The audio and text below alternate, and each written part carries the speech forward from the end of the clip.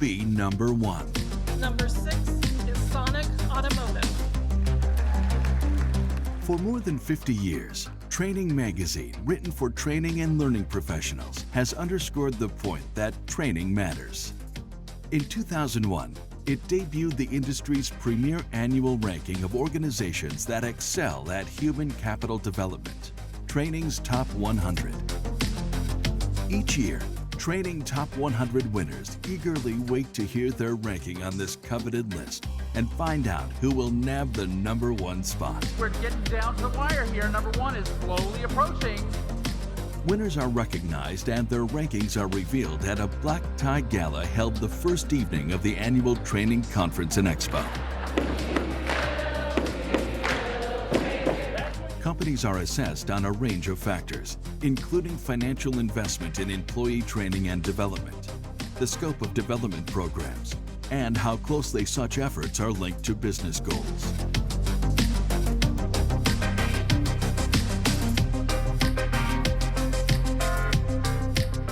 Applications are scored both quantitatively by an outside research company and qualitatively by Training Magazine's editor and Training Top 100 Hall of Fame representatives. Number 1, Dollar General Corporation, LLC. Congratulations, number 1. Get the recognition you and your organization deserve. Apply now to be part of this prestigious ranking. Who will be number 1?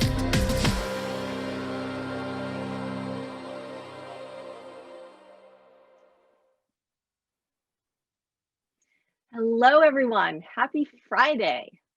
Welcome to the second event in our new virtual Training Top 100 Insights series brought to you by Training Magazine in partnership with Brella. I'm Lorri Freifeld, editor and publisher of Training Magazine, and I'm delighted to be here with you to moderate today's conversation on onboarding, followed by a session in our Training Technology Test Kitchen. For those of you who attended our Training 2021 virtual conference back in February or our first Top 100 Insights virtual event in May, welcome back. For those of you who are new to our virtual events, we're happy to connect with you here.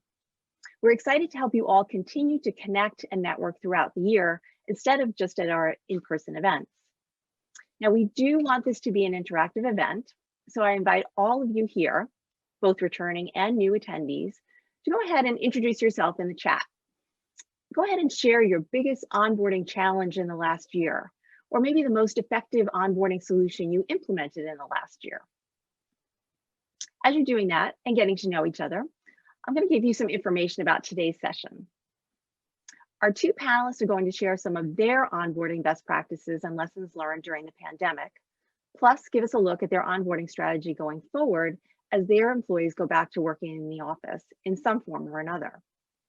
Both of our panelists are 2021 winners of our Best in Class Training Top 100 Awards program, which recognizes excellence in employee training and development.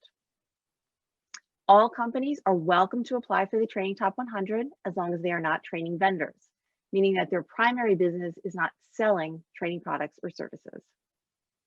As you noted in the video, companies apply by filling out an extensive application form that is scored quantitatively by an outside research company and qualitatively by our Training Top 100 Hall of Fame organizations and yours truly. All applicants receive a free feedback report and qualitative scorecard, whether they make the list or not.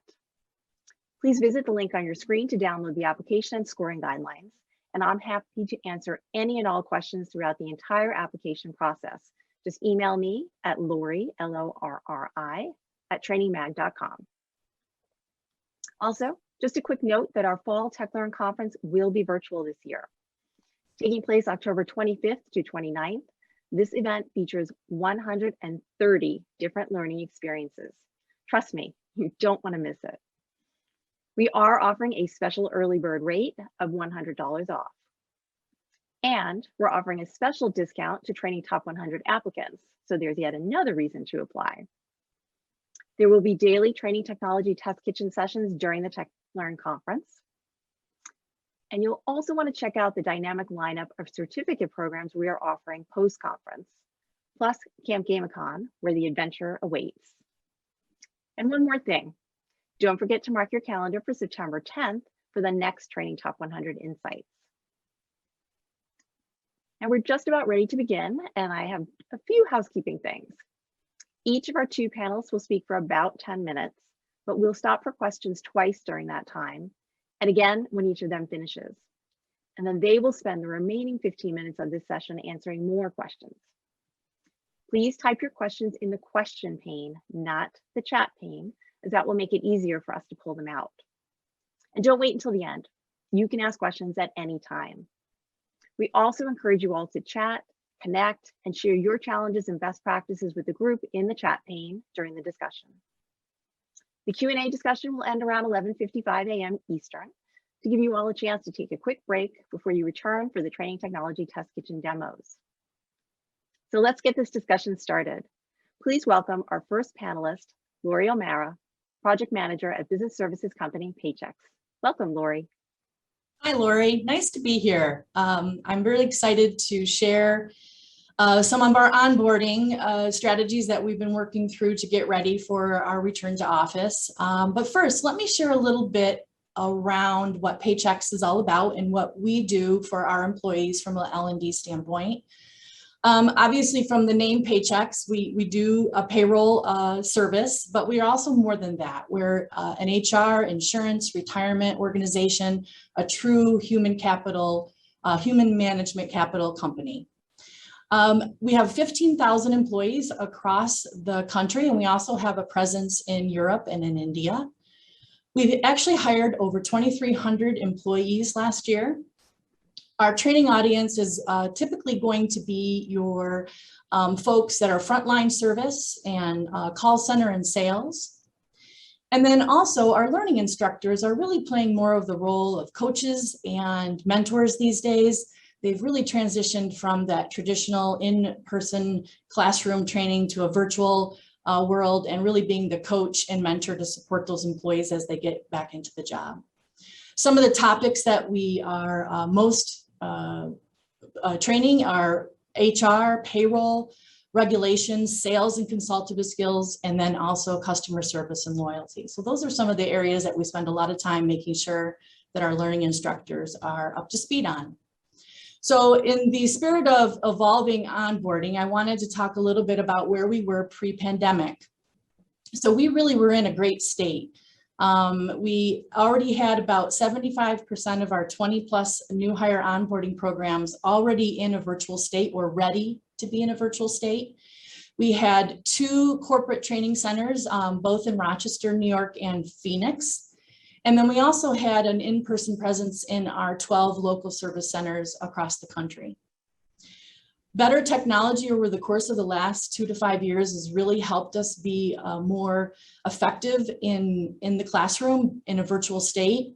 And so we have really built out our new 2 to 5 strategy on making sure that our instructors are skilled and experts in the virtual instruction. So pre-pandemic, we were well prepared, even though we didn't know it was coming. So the next area was really what happened in March 2020. We all, as you all know, we didn't know how long we would be in that lockdown state, but we were pretty proud of the fact that as soon as we knew we needed to take all of our employees home, and we did take 95% of our employees to a work from home remote state in about a week, and we turned around our in-program training in just under 24 hours. So we had 264 employees that actually were in either an onboarding state or were about to start their new hire career with us on that Monday. And so we were prepared to do that in just the 24 hours. And like I said, we didn't know how long it was going to last. I think most of us all thought that it would be 2 weeks, maybe a month at the most. And then obviously that turned into the 18 months we know today. We had a hiring freeze in place, so we did have a little bit of a pause to figure out what we were going to do. But we did realize very quickly that we were in for the long haul and that we needed to figure some things out. We aligned with our business and our HR partners to make sure that we understood what the future looked like from their point of view. And then an example of one of the areas that we really had some success in was a sales program called Winning from Home. This allowed the senior reps, the sales reps that were doing very well in a remote condition to really understand how to mentor the new reps. And so we really were in a great state to be able to move forward through those 18 months. We actually have a question from the audience already, so thank you so much, Laurie. The question is, how does everyone help new hires build rapport with each other when they're kind of new and shy, and you're all virtual, right? So it's not like you can have a breakfast where everyone comes together, or some sort of activity that they're doing. So how do you kind of build that rapport among those new hires that you're bringing in? For just about that's a great question. Just about every program, we used WebEx Teams space. So immediately upon the cohort, because we typically work in a cohort environment, we set up that WebEx team space. We got the individuals talking and sharing ideas. The instructor led and put topics out there for them to discuss. And that really helped them to both hear and see. And then there were impromptu pre-training setups as well, meetings. And that really worked. And a lot of our teams did that as well across the organization, to make sure that everyone felt that they were in the office, but in a virtual state. So that's a great question. Okay. Just want to follow up. Did you do any kind of buddy system? Because I know sometimes when new hires join, they don't have someone to have lunch with, or they don't have someone to answer questions. So how do you work that out when it's all virtual? From a training perspective, that was something that we did do, and also aligned with the supervisors and management teams across the business. So one of the areas that we did figure out was a challenge was shadowing. So the area of shadowing was one of the biggest parts of our on-the-job learning. It was a great way for the employees to feel that they could see the job in motion. Ride-alongs for sales reps, those types of things, and that all stopped. So we really needed to figure that out, and we used that WebEx team space to do that. And inevitably, the buddy system kind of played out in that. So depending on the size of the cohort, we were able to put those folks together in different activities and things like that. Perfect. Thank you. So let me talk a little bit about where we're headed. So obviously, the news on the street is return to office. So what does return to work look like? How does that feel for the employees? What's the employee experience? So our L&D team has really been a part of that future area, and we want to make sure that we are in line with whatever the policies and whatever the future looks like for that. So we are offering flexible work options for all of our employees. It ranges for full-time in the office for those who really do want to be in the office full-time. And there is a group of people that do want that. And then hybrid, back in the office a couple of days a week, and then full-time work from home is another option depending on the business unit. We have those 12 regional service centers across the country, and we are going to fully support them in an in-person training mode.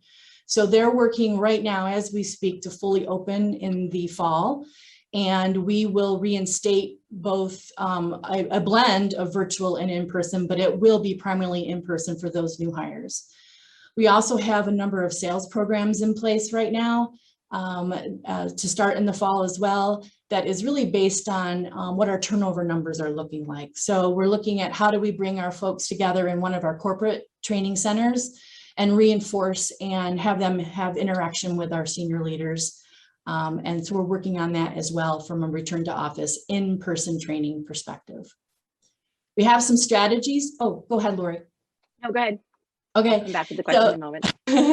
We have some great strategies that we're working through. Obviously, fast starts are a big part of what our business is interested in. How do we get people up to speed quickly? So we're continuing to look at our curriculums and make sure that our topics are tied to what do they need to do the job right away. So using our knowledge system and our performance support strategy to make sure that they have fingertip knowledge, but at the same time, just concentrating how do we get them started. Another strategy that we've been working on is how do we understand our generational hires. So we have 63% in the last year, 63% of our new hires were millennials. And we're really just trying to understand how they learn. So what are the things that are important to them? So communities, making sure that they have fingertip knowledge and that things are relevant to and have purpose to what they're doing on an everyday basis. We're using the flipped classroom approach, and that is really working out well to make sure, again, they're learning the tasks through e-learning, and then their instructors are really coaches through some of the skills and the areas that they need to use. And then if you think about, you know, if your company wants in office, which is what our company is really thriving on as far as a culture, we really just need to show the value of being in person. And I think we're on the way to doing that. Absolutely. And we did have a question, which is similar to something that you and I talked about during some of our sessions that we were discussing content. And that was, how do you get your onboarding new hires to experience the culture virtually, right? So it's really hard to kind of teach culture when you're not physically with people and at the company in the office. Yeah, and that is important. We have a very strong culture environment and a culture model that is shown in every level, from a supervisor level in a one-on-one to a manager organization meeting to a high department town hall. We really reinforce those values and that culture to make sure that it resonates, especially for the new hires.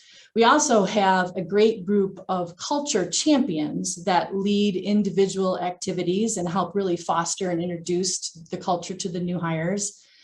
And then our learning and development and the whole organization, we input that into our training delivery as far as our design of our materials. So we're very aligned to the culture and making sure. And so from a virtual standpoint, we just make sure that in our e-learnings, it mentions something to do with our culture, our values, what's important to us, what's important to our clients and our shareholders, things like that. So we work hard to make sure that that's something that the new hires experience right away.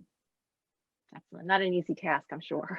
No, not. But I think we're getting better at making sure that it's top of mind, making sure that it's something that is part of everything that we do from our project standpoint all the way down to the actual delivery.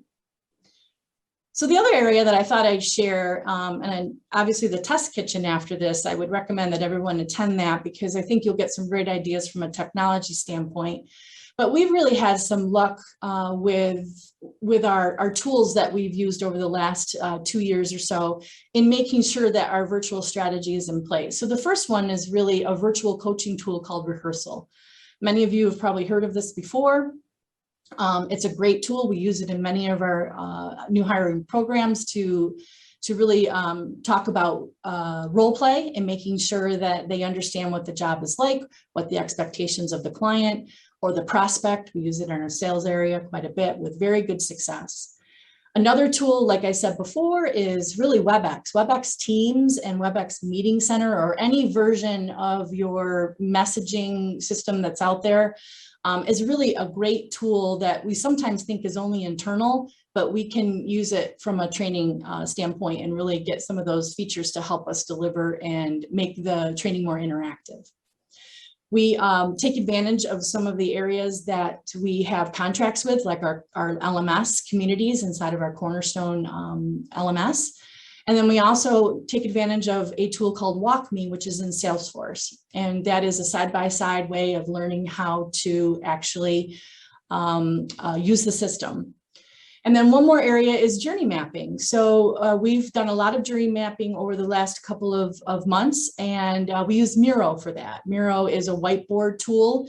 There is a free version of that, and then you can upgrade, but I would recommend that you check that out for any sort of planning for journey mapping, and especially for employee onboarding. Those are some tools that we found success with. So Laurie, were most of your trainers already familiar with these tools before you kind of embarked on this journey, or did you have to train them on them?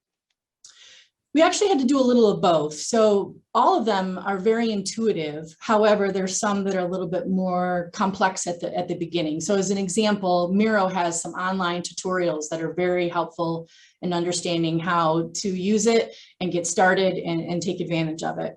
We had a contract with Rehearsal, so we were able to get some upfront training on that for our learning instructors, but they've been actually successful in doing peer-to-peer training for our new instructors to make sure they understand that. Our more complex areas were probably the Salesforce WalkMe And so we really had to make sure we understood that. And we have a person in-house that really knows it very well and helps us be able to build that into our programs. And then we also use Microsoft OneNote Classroom, which needs a little bit more upfront. All of those, though, very intuitive to get started and build a little bit of a knowledge base around. Perfect. Thanks very much, Laurie. We're going to come back to you in a couple of minutes. I know we have a bunch of other questions in there. But first we're going to welcome our second panelist, Cheryl Dillon, who is the Senior Training Manager at asset management company Navient. And she's going to tell us a little bit about Navient's story and what happened during the pandemic with them. Welcome, Cheryl. Thank you, Laurie. It is exciting to be here and talk about the last year with everyone. Navient is an asset management company, one of the leaders in our industry, and we provide business processing solutions to those in the education, healthcare, and in government space, both on a national level and down to local government. And we have been successfully helping people find financial success, millions of folks, in our traditional work. However, as the pandemic approached, some of our work changed, and it changed big for us. It's been very, very exciting to be a part of it. Initially, we did not have a workforce that worked from home. We did not typically do virtual training. So you can imagine what the pandemic meant for us as far as preparedness and being able to pivot. Our IT department was ahead of the curve, looking at what it would take from a bandwidth perspective, equipment, before it started becoming scarce and so forth, so that we were able to stand or move 80% of our workforce to an at-home status when we needed to. And I think that helped set us apart from some of our competitors, put us in a great position. Our hiring did slow, and we were focused really on the staff, the agents that were call center agents. Now they're at home. Totally different experience for them. And how were they handling and adjusting to the pandemic and what that meant for all of us socially, as well as the supervisors wanting to give support, wanting to communicate with their people, and making sure they had the tools and understanding of how they could go about continuing that relationship with their folks. And despite all of that, there were reasons that some of our work slowed down. In part, the CARES Act, and honoring that and recognizing that we were caring for our community at large by taking a step back on some of the activities that we normally do. So it left us wondering, well, what's going to be next here at Navient?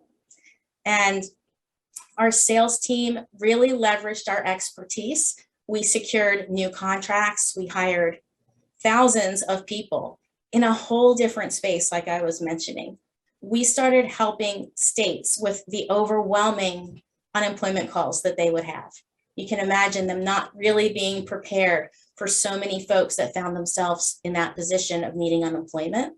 And that's what we do best. We stand up call centers and we provide those solutions to folks. And so our first contract reminds me of what Laurie O was talking about in the swiftness of having to act.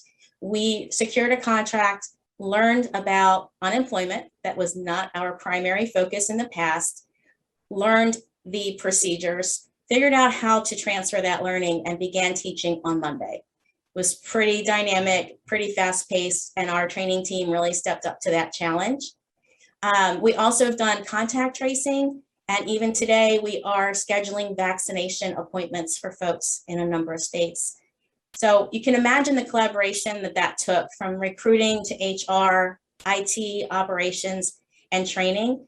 And I've just been so proud to be a part of all of it and see everybody really in step to make sure everything is successful with the massive hiring that we've been doing. Now, Cheryl, question from one of our audience members. Did you get feedback on some of the training that you were providing virtually? How did people kind of feel about it? Did you adjust anything based on the feedback that you received? Yes, we always conduct surveys so that we are on the pulse of how people are managing through their training and what kind of experience they're getting. We had recently restructured some of our curriculum, but not for the virtual purpose, just to enhance the delivery of our traditional training. So a lot of things aligned well, even virtually. We were also able to recognize some of the challenges that existed, and now we have virtual training pages within our resources for new hires, meaning that instead of something that would have been a handout in a classroom, they have fillable forms. They have a get to know your trainer spot on that page and so forth to make it a better experience. And then moving ahead, are you looking at a specific percentage of kind of live in-person training versus virtual? Have you kind of figured that out yet, or is that a work in progress? Oh, it's definitely a work in progress, Laurie. We have surveyed folks so that we understand their preference and we can take that into consideration. Everybody, I would encourage to look at what makes sense for your organization, your clients. Perhaps there is an efficiency of having people at home. Maybe there are folks, their position requires them to be in office. Is there a cost benefit to having people at home? So we're looking at probably a hybrid approach and consideration of what is safe, what is preferred, how they do their best work, and all of that will be wrapped into what our initiatives are for when we return to office. Some other things I can tell you is that we are equipping our classrooms, making sure as we take inventory, what would make it a classroom that will be conducive to both virtual and in-house training. There's not a lot that I would do differently given what we've accomplished as an organization. Our retention rate is actually up 13% over the previous year. We've actually recently also had an engagement survey, and for my team, for the training team as a whole, we have experienced a 25% above national average engagement rating from our team members, which is so exciting because they've worked really hard. They've been asked to learn things they've never imagined learning, and they have adapted their schedules and so forth to make this an experience that is successful for each of the individuals joining Navient and for our clients. So pretty exciting stuff. We don't want to lose that momentum. We're going to keep enhancing communication as we look ahead into that new normal as well. And are you, this is kind of delving into the HR realm, I guess, but are you looking into, you know, kind of hoteling, having employees, you know, share spaces or keeping the social distancing, looking at the mask requirements and the vaccination requirements? Are you kind of working with HR to determine the model that will work best for you? That's right. Yes, there have been meetings already. So lots of discussions about hoteling is definitely something on the table for sharing space. And with regard to masks, just diversity and inclusion and respect for one another, that individuals may have preferences. So we want to be safe and follow guidelines, but also be mindful of the individual preference as we move ahead. Absolutely. Laurie, I think you also were talking a little bit about that when we were having our discussions. What are you doing at Paychex in those terms? Yeah, we're looking at that very closely because we want the employee safety mostly, you know, to be considered. So it's important that the L&D organization understands the policies so that we can support them, that we understand what the engagement looks like. You know, so I like the fact that Cheryl did a recent engagement survey, and I think that's important to ask for the voice of the employee to be able to understand what they're thinking and what they want. But at the end of the day, we also need to consider the business and our clients, and we have to look at all that as a balance. And we've been working closely with our employee relations team and our talent acquisitions team and leadership development as well, just to make sure that we are all in sync and aligned and going for the same, you know, for the same goals and ideas that our organization has overall. So it's important to really kind of look at that and make sure that L&D can support it and has word tracks and everything that they need to know to be able to do that. Cheryl, I know I jumped in with some questions there. Did you have anything else that you wanted to add before we go back to some more questions? No, let's bring in the questions. Okay, perfect. Thank you all for putting those questions in the question pane. Appreciate that. Some really good ones here. So one question is that someone mentioned that they have a number of new employees who are going to jump in right away. And so it's kind of a matter of getting them trained and up and running, and kind of that idea of what's the bare minimum that we can get them trained on so that they have a sense of the organization, but they can get up to speed quickly. So Cheryl, do you have any ideas around that? You know, how can you get someone who's coming in kind of the bare minimum, get them working, and then kind of continue on with the cultural training after that? That is a great question. At Navient, we've had coaches assigned to individuals before day one. And so they understand who their coach is and they reach out to them, make sure they get their equipment and everything is smooth for day one of training. Our IT team has been outstanding with providing different ways to address learning. So we have not quite a choose your own adventure, but we have the ability based on what or how detailed the training is that they're going to learn. We have a self-paced model where it's completely self-driven learning, and we have a blend of some videos to help them with some of their learning and then the virtual classroom as well.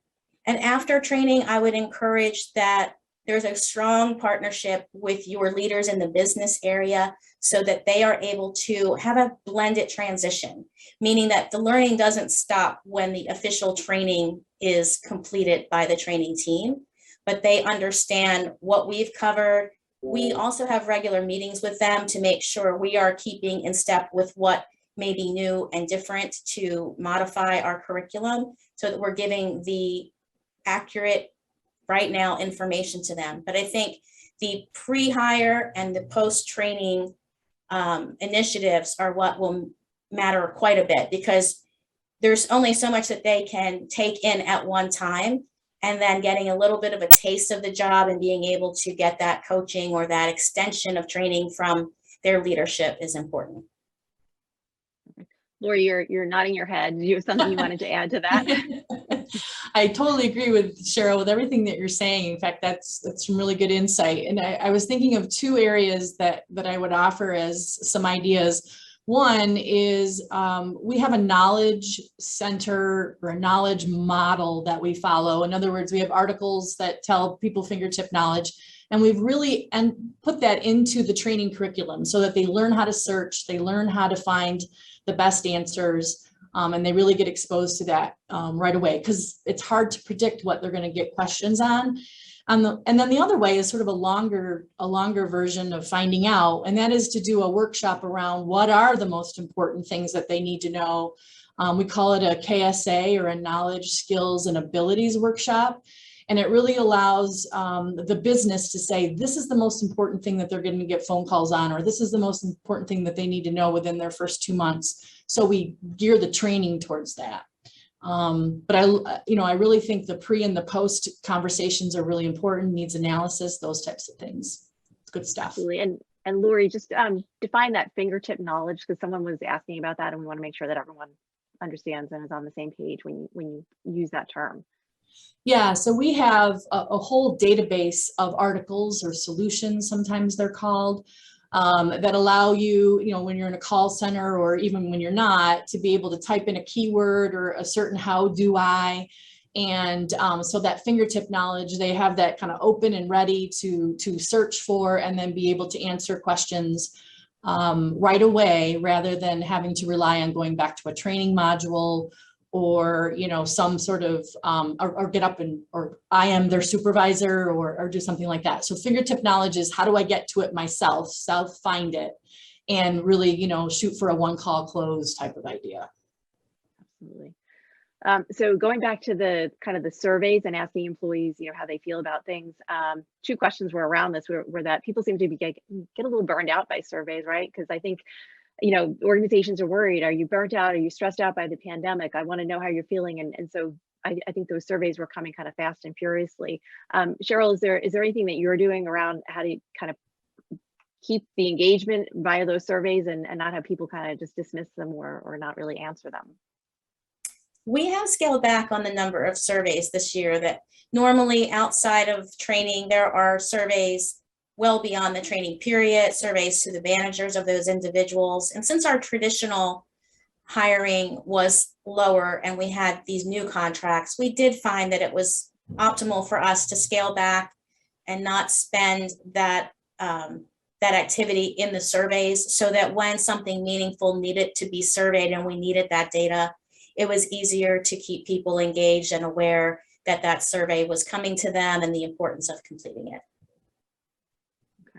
And Laurie, when you're doing these types of surveys, are you asking people whether they want to come back to work? And what type of response are you seeing to that question?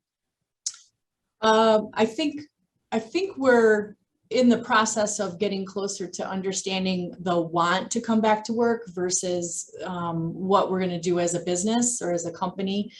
But we did ask in an engagement survey in the last 6 months or so what their preference was, what were they thinking, and from a personal standpoint, when I answered that, I was home. I thought I wanted to work from home for a long time, but then I changed my mind. I really realized that the in-person interactions that I needed to be successful for what I do were in the office. I was missing out on just the casual conversations that allow you to go forward and progress forward with a project or initiative.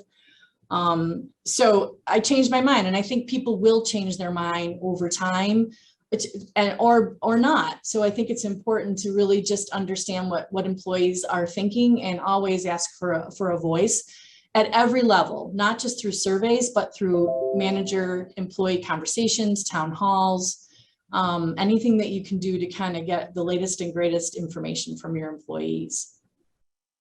Absolutely. And Cheryl, same question to you. Have you kind of gotten a sense from your employees about whether they want to come back to the office full time? I know the surveys are out there and have been completed. I don't have the pulse on what those answers were. I know that within our own team, we've also been having those discussions, and I do think it's a mixture. And for me personally, I was already an at-home employee. Others within the team were not, especially if they had classroom training to do, of course. We've also, to what Laurie O was talking about, created more of that water cooler experience in my eyes. We have an engagement team where they send out tips to us. We make space for playing games on team meetings. We make space for a team lunch virtually once a month. So we are doing things that encourage or nurture regardless of where we are. But I think there will be a mix, to Laurie's point, and maybe people are surprised with what they thought they'd want versus where they are right now or where they will be soon when that decision has to come. Absolutely. And I know that you both are looking to go back to doing some in-person or almost all in-person live onboarding. So one of the questions was, how long, what's the duration of your live instructor-led onboarding training, I guess pre-pandemic, and then what you're looking at going forward. So Laurie, this person actually, they do 32 hours, and they said it's kind of overwhelming for their new hires. So what do you look at in terms of that timing? And I would be curious if it was 32 hours over the course of the week or 32 hours over the course of the onboarding program. But I think it depends on the tasks that they're being asked to do. However, 32 hours in an instructor world for a millennial is not going to be good. So it's one of those things where finding a blend and knowing your audience and making sure that you understand, just what they expect and what they're used to and what they prefer is important.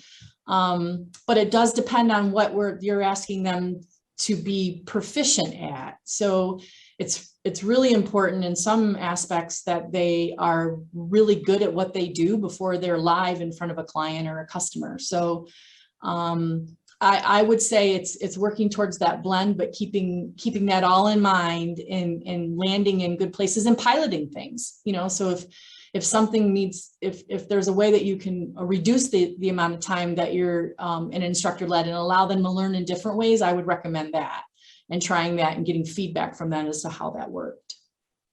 And Cheryl, what about on your end? Totally agree with Laurie O. We will have the ability to do trainings up to 3 weeks. That's typical for us to have, like our new contracts are about a week of training. Traditionally, our trainings are 2 to 3 weeks, but it's all about that blend of learning so that you're making everyone comfortable in their learning and how they learn best. We also do teach backs. We have people learn from each other. So it's not entirely because they're in a classroom that they're listening to an instructor, but they're actively engaged, even virtually. We have them collaborate on a teach back in small groups to be able to present to the larger. and we still allow them to observe what's happening in the business that they're going to and learn from that experience as well. So I think moving forward, that will not change. Our durations probably will not change. Of course, I say that, and we will see when the time comes, but we have a lot of different avenues to keep it interesting. Laurie, I have to admit there was a lot of interest in those tools that you mentioned. Mm-hmm. So I think people were definitely interested in figuring out some of those. I'm wondering if we're able to put some of those in the chat, maybe to our production team. We can take some of those from the script that you mentioned, if that's okay. Okay, perfect. Sure, absolutely. So, and one of the questions was, one of our attendees works for a government agency. So there's, some red tape and some people who need to sign off on kind of every dollar spent. So this person was wondering, do you have any kind of template or letters, or how do you convince leaders that they need those tools, right? Or that you need those tools, and it's going to help make training better, make onboarding better, make your organization better. Yeah, I mean, it really boils down to the return on investment calculation usually, so I think it's really kind of mapping out what does the value do for the learner to be able, so it's connecting to the business result. So in every project that we do, we always do a full needs analysis, and we very quickly try to tie it to what are the metrics that we want to watch for this. And make sure that we understand that there's going to be some sort of movement of a needle, even though it's not L&D that's doing the complete move of the needle. We're part of the whole, the whole picture, and a tool may be part of that. So it's getting alignment from the business, and in his situation, his government scenario there, that's a little bit more difficult, but there might be some folks that he can get to help him propose it in a way that helps, land it a little bit differently in their ears, you know what I mean? So that they don't get stuck on the cost, they get more interested in what is the value, and maybe just taking a chance, doing a little risk, how will this be different than anything that they've done before? So, and most of the tools that I mentioned are fairly affordable, if not some are free, depending on the applications they already use. Mm-hmm. Absolutely. And I'm not sure this next question pertains to either one of you, but maybe you can think about it for a little bit. Do you have any suggestions for franchisors to onboard franchisee team members? This person says they're kind of in a sticky situation because they aren't technically employees, but it's still really important that they get trained the right way. So sometimes that happens with contact center employees, if they're outsourced. So you really need them trained the way your company needs them trained, but they're not technically employees. Cheryl, do you have any experience on that end?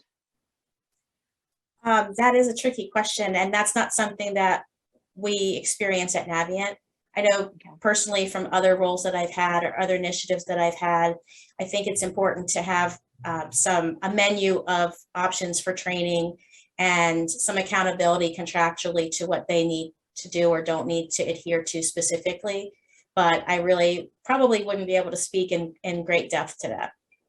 Absolutely. Laurie, did you have any suggestions there? Nothing with a franchise approach, but definitely temporary employees. We do take advantage of some of that in some of our service areas. And I think like Cheryl said, I think it's a contractual expectation that's set up front that says, in order for you to serve our clients, we need you to do X, whether it be compliance training or customer service training or those types of things. So, and then if that's not possible, it's really just doing the right thing, right? So making sure that the conversation happens around, we're servicing clients and we're trying to grow our business. So, making sure that the training is a big part of that business plan, because that's the end of the, at the end of the day, that's the most important part, is that the employees are doing what the business expects. So those are some of my ideas towards that. Excellent. So another question is, do you plan to implement a hybrid instructor-led training? So where you're doing some in person, some on Zoom, perhaps you're actually live streaming an in-person classroom session. So kind of how do you facilitate that? And do you need to train your trainers to kind of be that hybrid instructor? Cheryl, you have any ideas around that, or what your plans are in terms of that? I think it's a challenge to have folks in person and remote at the same time. I guess I would clarify the question. Is that the intention of, will we have both at the same time in training, or will we require them in-house for portions and remote for others? Can you clarify that? Okay, we'll see if that comes. Or let me know how you'd like me to answer, I should say. Well, let's tackle it for, are you planning to do something where it would be simultaneous? It sounds like not really, right? Because it doesn't seem like that probably would work on your end. I don't think that would be optimal for us, but we are looking at the classrooms with that in mind. We haven't developed an answer for that yet. Okay, perfect. Here's an interesting question, Laurie. How are you addressing fatigue of the people who are delivering the learning, right? So previously it might have been in person, they're used to being on, they're used to feeding off that energy almost like an entertainer does.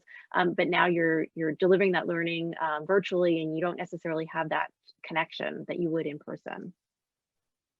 Yeah, that's a great question. As a former trainer, I know what that means. 40 hours in the classroom, and by Friday I was done.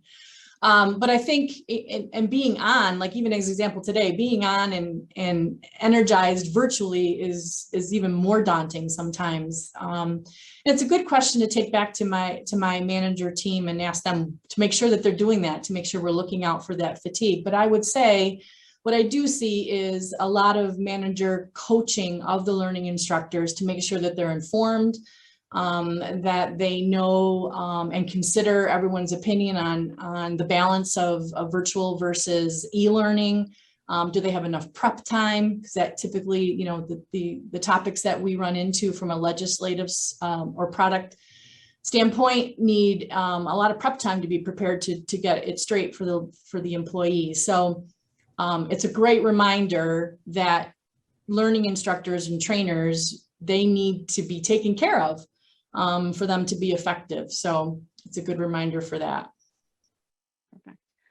And Cheryl, do you do anything in terms of pre-boarding for your new hire onboarding? So one of our attendees talked about, they were asking about flipped classroom, which basically means that attendees come in and they've already had some pre-work assignments, or they may have watched some videos, or they read a book, or they did some pre-work, and then when they actually got to the classroom or the virtual training, I mean, it was more facilitation rather than just a lecture. So do you do anything on that kind of pre-boarding side?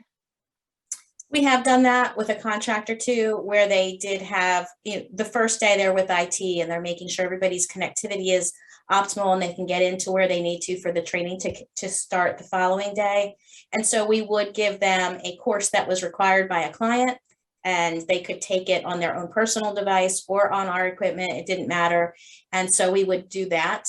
We found it was across the board as far as the pace of the learners and how much they accomplished. So it was a great help to have that as something they could start on. And then we typically gave some self-study time on the second day for anybody that still needed to complete it. But we have had that experience. Perfect. And Laurie, there was quite a bit of interest in the idea of this kind of cohort environment as the new hires are coming in. So do you base that cohort on when employees start, or do you base that kind of cohort on their roles in the company, or is there something else that you look at? We really try to do it based on a start date. So there are some established start dates, and then our talent acquisition team is aligned to that to make sure that we kind of plan that onboarding, and in some cases they're onboarded and they're working with their supervisor or their team ahead of time before they start the training cohort. But it is really important to kind of bring them together at the same time. And we use we use the LMS communities area to kind of have this one-stop shop where they can go and get their training. They can have chats and forums.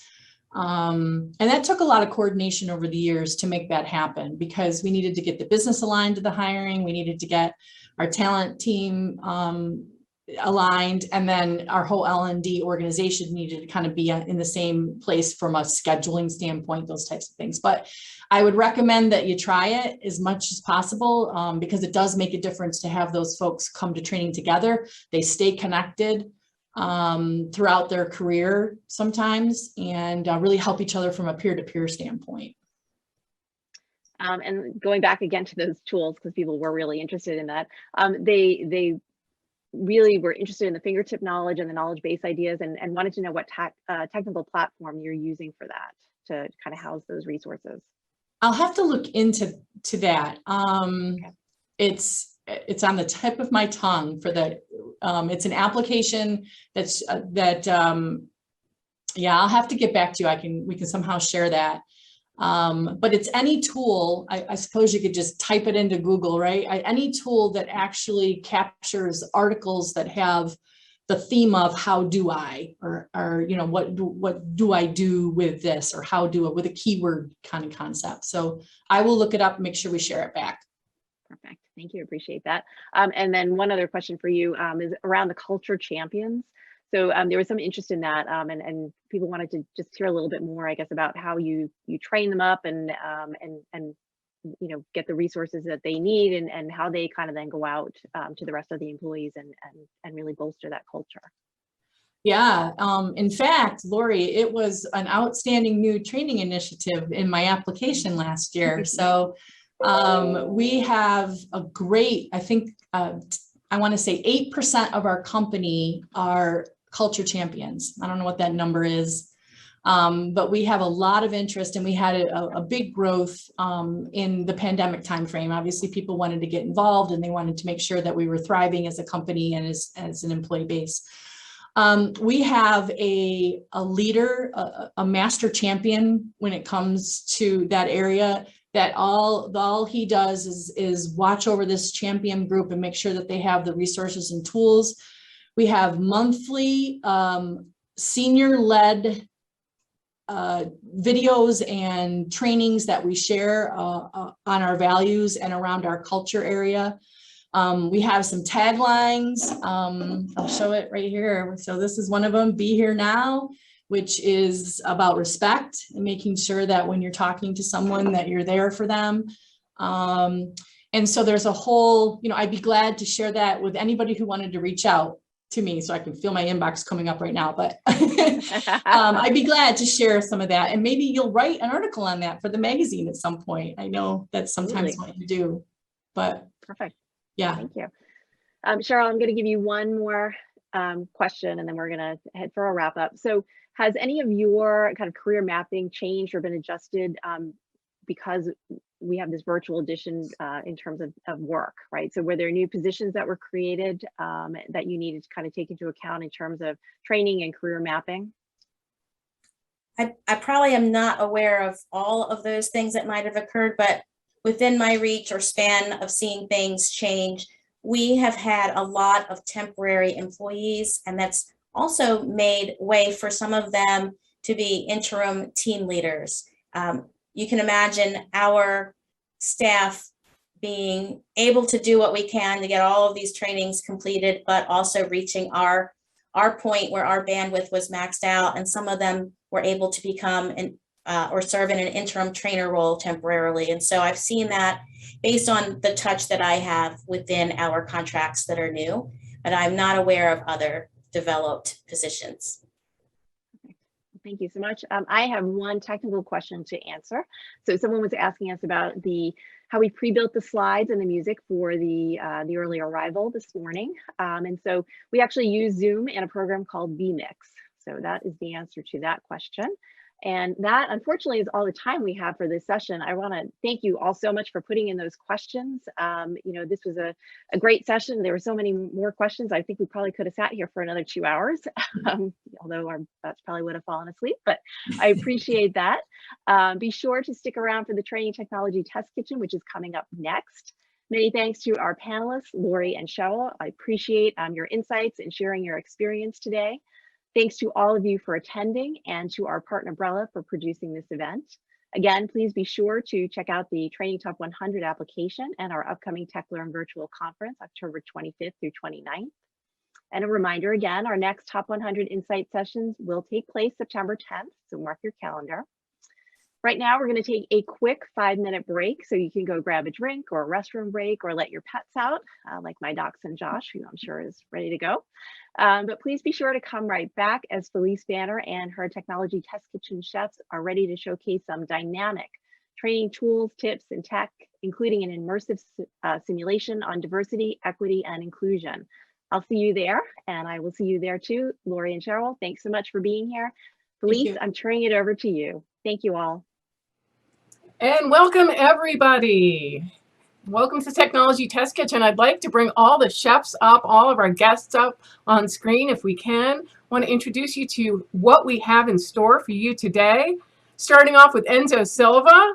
Enzo, learning strategist at SAP, sorry. Whoa.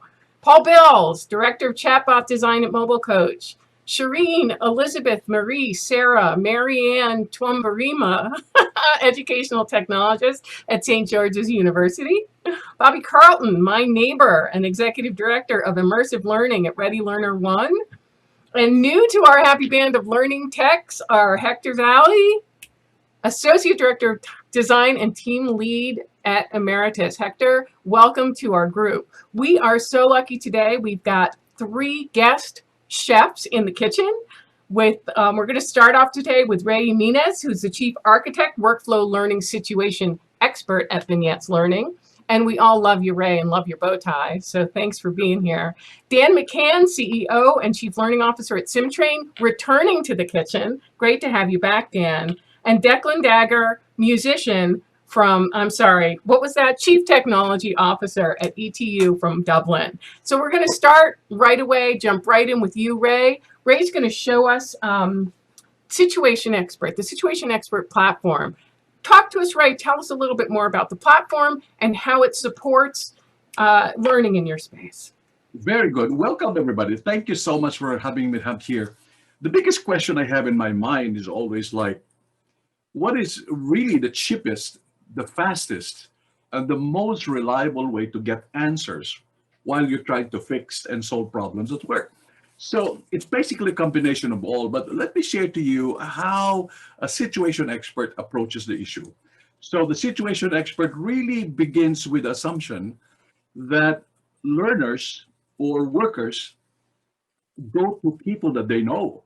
In fact, that's what we do. Some of us go to Google, but most of the time we really go to people that what we know. So the community consists really of people who have done some work and have some credibility so that they're able to show a particular talent, particular contribution in what they're doing.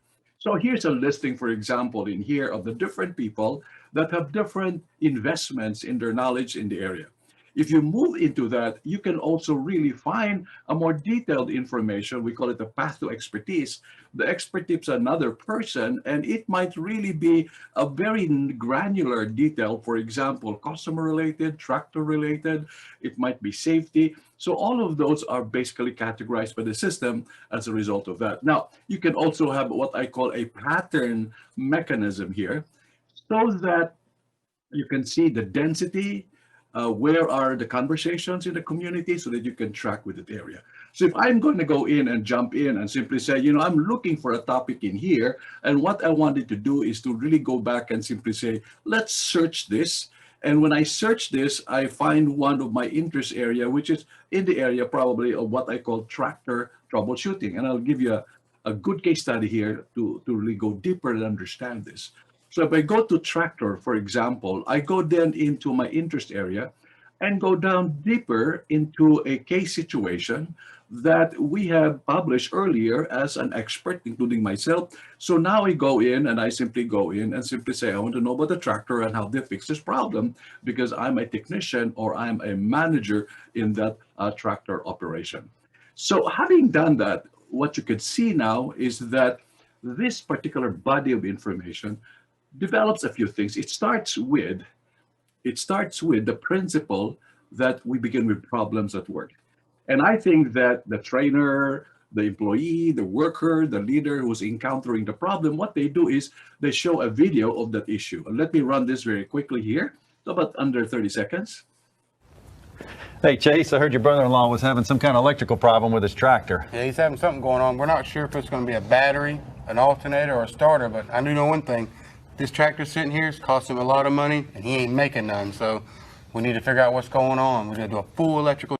So it is a video that might be a text only or a picture that the worker is submitting as part of his day-to-day work in order to wrestle with it, to find answer to it. But the core of it is that this is a challenge they're encountering at work. Then moving on, we begin to really see, we ask them to analyze the problem. So this is for all employees, for all team members, they analyze the problem. And one of the simple tools that is provided is what you call a fishbone analysis, whereby people come in, they would go in and check this is what they need to do with the tractor. Either you check the engine for maintenance, what's a mixture of the electrical flow, etc. and the like. And at the same time, we also ask them to be able to look at it and say, what kind of solutions might you able to bring in? So by doing here, all the employees, all the members, the leaders are really contributing to content. So now they develop a checklist, they develop the battery, they check the battery, they check the wires, etc. and the like, and they can see all the comments of their team members. That you can see it here. Villa Lopez is saying something here. Raymond Rivera is saying something here. So we are collecting the experiences of everyone. The final thought in here is this. We ask the worker to be able to report an impact. Now, this can be defined by you or a training or a manager. In this case, we're just using an example of efficiency, savings, or quality of the results, and they can make comments around that. And the reason for being able to capture all of this idea about impact is this. When a worker finds a problem and thinks about the solution, he or she has to connect it with some work impact. Otherwise, what would be the reliability of that information? And this is the whole key point of Situation Expert. We believe that everyone in the workplace has a certain level of expertise, whether they're new or old, or they're experienced, or only a very new hired employee. They come with a new idea on how to solve that, but they have to think it through. How do we add reliability to the content that is being shared with experience? In the system, we have actually added on what we call multiple levels of thinking tools. We think, and based on our results and experience, that whatever problems one might have, there is a corresponding way to think about this. So for example, when you look at here, there's troubleshooting. I'll just open it up very quickly. Now you can ask the person to go to a troubleshooting. Did I do this? Yes. Did I not do that? Yes or no? So they go to this thinking process. Why is it important? It is important because we found out that if you have a conversation, social conversation, this is the problem, this is the situation, this is the outcome, we tend to become more intuitive in our answers. We don't add a little bit of logical thinking, a logical consideration, so we tend to shortcut our answers. So in Situation Expert, we move into this area, we deepen the conversation, we improve the connections between people, we rely a lot, and then we, of course, can provide resources here. If you want to provide tractor repair, maintenance, you provide a video, you provide other information that can be done because it becomes a more working process in terms of learning as a result of that. So if I go back to my PowerPoint presentation here, the elements of experience is a good way of learning. However, it has to be quick enough to be found. It has to have a deeper thinking process so that the worker can contribute very important thought out information rather than a willy-nilly kind of an impression. And then it has to be reliable. And that's a key area here. And then finally, it has to relate with the impacts at work. We need to ask our contributors, our workers and employees to relate very quickly, because this is, I think, in my own humble opinion, the real reliable learning is knowing that what I'm doing now, my answers are actually producing results, which we're all after in our learning design. And then finally, you have experience sharing as a result in the process. So think about it. And I also wanted to, I think Phylise will come up with a post in the area. I have a free material for you, which is the 50 thinking tools. Send me an email if you have a question. I think that's it. So welcome to Situation Expert. We provide a bigger, deeper way to look at our problems, collect information, and share experience, which are far more deeper, reliable answers. Thank you so much. I'm done with it. So this is great because the king of microlearning managed to present in 5 minutes, right? Gorgeous. So somebody just posted in here, how does this really fit in with work? Who's using this now, Ray? What are the results you've seen? Very good. Well, we use with companies like John Deere, the Deere Tractor Company, and many other corporations, especially in manufacturing and logistics and support. There's a concept of workflow learning that we seem to be missing over time. We are emphasizing learning by instruction. We know that we learn best by facing work issues. So the core of this is, why don't we ask our workers to bring in the problems and offer to solve it, and solve it with a group? Because every day we're learning from work issues. So that is why we call it workflow learning, because it comes from work issues, and then you have to connect it to accountability and reporting an impression of how they impact work. So it's very short learning, driven by the employee, driven by the worker, a collaborative sharing of ideas and solutions so that they're able to face and come up with a shared answer, and being able to constantly dynamically provide reliable answers. So it's work learning is collapsed together. Collapsing learning and working, because that's the way we best learn. Thank you so much, Ray. Thank you. So what I'd like to do before we move on is thank our meeting production partner, Brella, who has helped us and helped so many folks produce engaging live virtual hybrid events just like this one. So our next guest in the test kitchen is Dan McCann from SimTrain. Now, Dan, you years ago showed me SimTrain. I've been so impressed. I got to play with it myself. I know that you've done a lot since then, and you're always welcome in the kitchen. It's great to have you back. So I'm going to turn it over to you, Dan. Yeah, happy to be back, Phylise. And I didn't have my hat on, but I brought the SimTrain kitchen with me today. So we totally agree with Ray, right? People learn by doing, and they learn by situations. So that's what SimTrain's all about, helping folks accelerate the learning process with real world simulations. And this is Ted's Kitchen, so let's get cooking. I want to talk about the problem, the solution, and the impact, and then I want to show SimTrain to everyone, and let's build a sim together and get our hands dirty.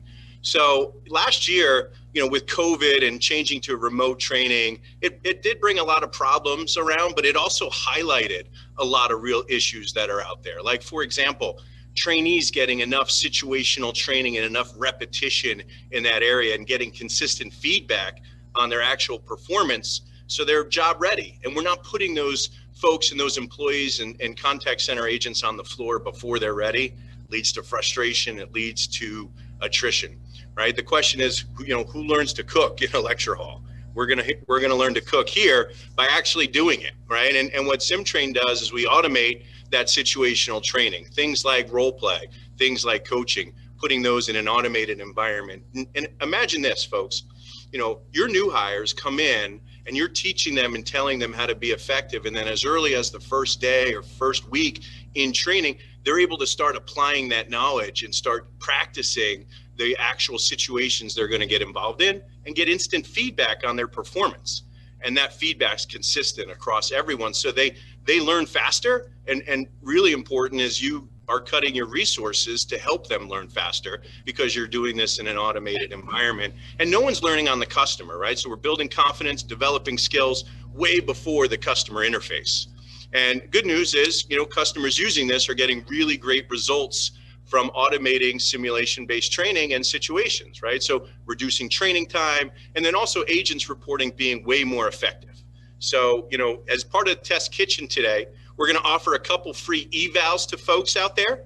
Phylise is gonna share the information. Just send an email to info@simtrain.com, subject free eval, problems you're looking to solve and why SimTrain can help. And we'll pick out 2 winners for a 3-month-long evaluation up to 100 users and a $6,000 value. So, but in order to, before we get there, I'd love to show how this works and what SimTrain's all about. Let's take a look. I'm gonna log in as a user, and this is my user profile. I can see what I've done to date and some of the simulations I've run. My average score, not so great in my demo environment, but I did get 100. And we see our one here, test kitchen, UPS lead to contact. So I'm going to go ahead and run this simulation as a user, and I'm going to do this real time with you guys. Please click to dial Russell. Please action your lead by clicking the name Joshua Kornitsky. All right, SimTrain's going to wait for me. Lead notes show this lead for Rush My Passport was recently purchased by one of our clients, Expedited. Again, it's waiting for me to action the software. And then let's go look up Expedited. Please select the contact Russell Viracha to request a referral via a sponsored email or conference call. Perfect. Please click to dial Russell. Let's give him a call. Hi, this is Russ. Hey, Russ, Dan McCann with UPS. Did I catch you right in the middle of something? You did. Why? What's up? Russ, I saw the Rush My Passport deal's complete, and it's now public knowledge. I wanted to reach out to Joshua Kornitsky and offer them the expedited travel pricing and really share with them the value of the program. Have you added them to the account?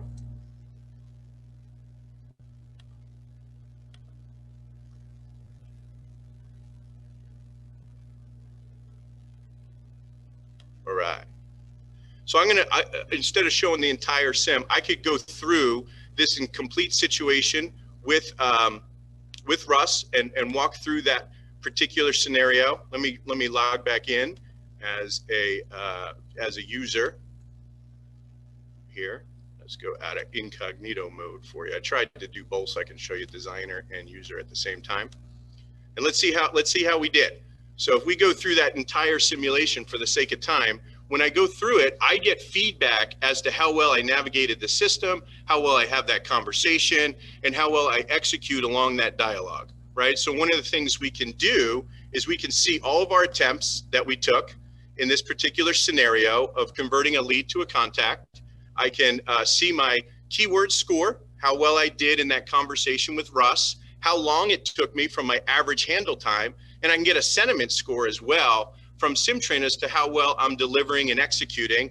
And then one of the things I get to do is if I hide the score, I could see along the way, you know, what things did I catch or miss, and what happened in the conversation with Russ, and I can jump right forward and listen to myself as well, so I can get some actual live feedback on how well I'm doing. Hey Russ, Dan with UPS. Did I catch you right in the middle of something? You did. Why? What's up? Hey, I saw the Rush My Passport deal's complete and public knowledge. I wanted to reach. Excellent. So I get the full complete scenario right there with SimTrain.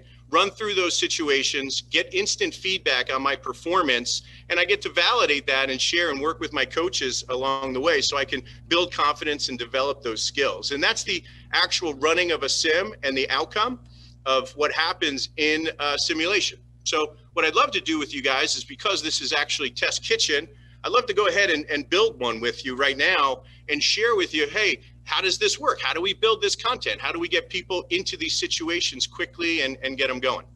So what I'll do is I'll create a new sim. We'll just call it Test Kitchen.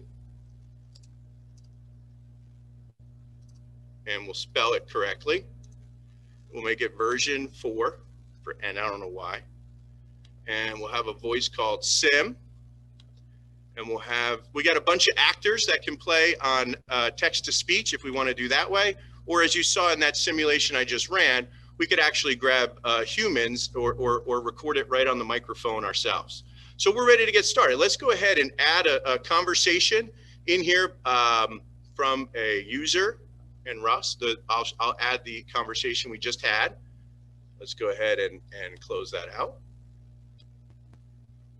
so we can see it. All right, so our actual sim is built. We have this full conversation between SimTrain and the agent having this conversation, and I can do things like add keyword scores that you saw that SimTrain was measuring me, both on my keyword score, my system navigation, how well I navigated Salesforce.com, as well as my sentiment. So I can just go ahead and pick words, and I can pick the value. You know, UPS is really important. But if they say the word instead of UPS, I say parcel, I want to get credit for that as an alternative, and I could save my keyword scores. So I'm ready to go. And if I'm doing a voice only simulation, I could publish this right now. And if not, I want to do a visual, I'll go ahead and click the screen to add some of those visual elements as well. that we just showed. So I'll go grab all the screens, not really necessary for the demonstration, but let's pull them in. And SimTrain's grabbing those right now. And Dan, while that's happening, somebody's got a question. It's a great question. Is this teaching situational awareness with technology processing, or also soft skills training situational awareness? It's both, right? Definitely, Phylise, both, right? So I'm situationally aware, having those conversations and getting feedback as to how well I'm doing. And then also, as you see here, I'm navigating through software simultaneously. So it's doing both things. Any other questions, Phylise, while I'm doing this? I'm just going to move some screens around. Nope, that's it. In SimTrain? Okay, good. Just move these screens. So if I pull them in and I want to move the order and reset the screens for the flow of a sim, I could do that. I'll put them there. I'll go ahead and move these screens around. All right, good. And then once I go to a screen, some of the things I'll do is I can add hotspots to those screens, right? So I'll just grab this logo, click the UPS logo to begin, was one of the things I said before, and I'll make it a button. Its button's already suggested. I'll call it the start button. And I could either highlight it or not. I'm not going to highlight this one. And I could set a timeout or not. So, it can advance without someone actioning that actual button. But I'll go ahead and save the changes. And I'll assign a script to this as well, this conversation as well. In this simulation, you're going to learn to convert a lead to a contact. Perfect. Let's go ahead and do that. And I'm done on this particular screen. I can move on to the next one where I'll add another hotspot around, this research I was doing on expedited travel. I'll make it a button. I'll just call it the research button, right? I'm actually going to add a highlight this time. I'll make it red, no timeout, and I'll move on. And I'm done with this screen. And let's go build that conversation too. I went back to screens to build it. So let's go build that conversation when we did that click to dial. So let's go ahead and first add the click to dial that we just did. We'll call that a button. We'll call it, click to dial. Doesn't matter what we call it. And we'll again make it a highlight field. We'll make this one green like it was in the sim. And we have to actually click that to go. And then what we can do is we'll continue to assign the scripts as we go along in this conversation between our employees and our new hires or enroll folks, if this is more of a coaching or leadership development situational awareness that we're working through. And I'll go ahead and add the script, and I can take a peek and I can change the sequence. If I don't like it after I test it out, I can go in and change the conversation. I can change any of the hotspot sequence. But now I have a fully functioning simulation that I didn't build all the screens out, but for these first 3 screens, I have a fully functioning simulation that can work. And I'll just go ahead and publish this as this, test kitchen view of it, and we're ready to go. We can take a look at those. We can see what happens. I can go to my sims. I can check out test, and I can take a peek at that particular sim. And I can run it just like we did before, but I'll stop it early like we did. I'll click the logo. It's waiting for me to navigate through the system. Hey, Russ, Dan McCann, UPS. Did I catch in the middle of something? Let's advance it. And it's waiting for me. So Dan, while you're doing this, we got a bunch of really good questions, and I think people can reach out to you for more demos. So let's get your answers. What kind of programming does this use to react to your conversational inputs? Yeah, so it has voice recognition software is the key, and so it's listening to the conversation that is taking place between your trainees and SimTrain, and it's recording those, and it's from those recordings is converting that speech to text, as well as monitoring the speech for sentiment. So speech to text will convert for the keyword scoring. So you get the keyword score and you get the sentiment score just directly from that recording and that voice recognition software built into SimTrain. Perfect. And then is it mostly for functional training or soft skills, like coaching something that's been tested? Yeah, it's mostly for roles like sales, service, and support, where you have employees that are engaging in conversations all day, and those employees, when they're doing things in those conversations, like for example, navigating software like I did with Salesforce.com, they could be talking direct to a customer in a retail environment. So I could put a video in there instead of Salesforce.com, or a graphic on a still picture. So I could do some of those things like recreate any one of those types of scenarios or situations, but really for folks who are engaged in conversations most of the day. But if you think about it, I could do both conversation and visuals, or just the conversation like I showed you, or just the visual, and you can teach people how to navigate those situations as well, Phylise. Great, thanks, Dan. Yeah. Thanks so much. So I'd like to bring everybody back up. I actually do have another question. Thank you so much. Another question for Ray, but if we could bring all the chefs back up. One thing I neglected to do at the start here is to explain what the test kitchen is to those of you that have never been in the test kitchen before. And so we do not promote a specific product or a specific brand or anything. The reason why we show the technologies we show is because we found value in these technologies, and we want you to think about different ways you could use what you already have to do these things, or even, or use that product, right? And so a lot of times, like, we'll have conversations, Dan and I have been talking for years about different ways you could use SimTrain. Like, could you use it to, in aerospace? Could you use it here? Could you use it there? So the test kitchen, that's what it's all about, right? Yes, there might be a recipe, but I got to tell you, most of us here in the test kitchen will throw in ingredients you've never heard of before. So thank you all for sharing that. Before I turn it over to the chefs, Ray, we did have a question specific to you, and I'm sorry I missed it, but can Situation Expert work inside an LMS, or does it stand on its own? That's a good question. It actually can marry together. There can be an integration, right? So you can attach an integration to it. We can use Okta, which is a well-known integration tool, so that you can create your situations here. The workers can create their situation in relationship to some of the static instruction video lessons that we have, right? So they can really interface with each other beautifully. Great, thank you so much. So what I'd like to do now is have everybody on screen, and I'm going to ask the Umbrella production team to keep us all up, even if just one of us is talking right now before we go into our next segment, because I like to see the reactions of my fellow chefs out there in the test kitchen.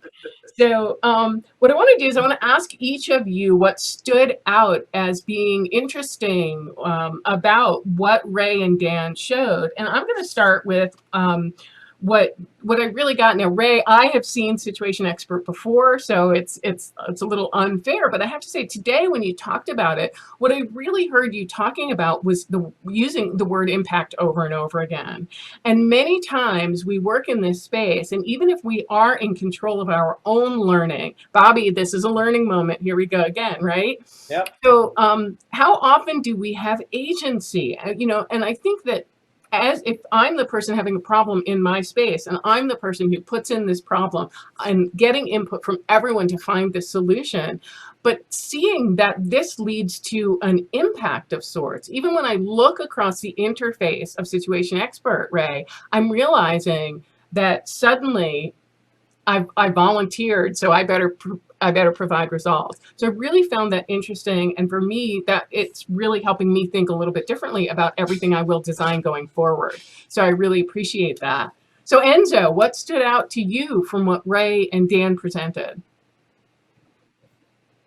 I believe I was going to say something similar. The analytics, the impact, and holding people accountable is one of the things. But I also wanted to comment on the idea of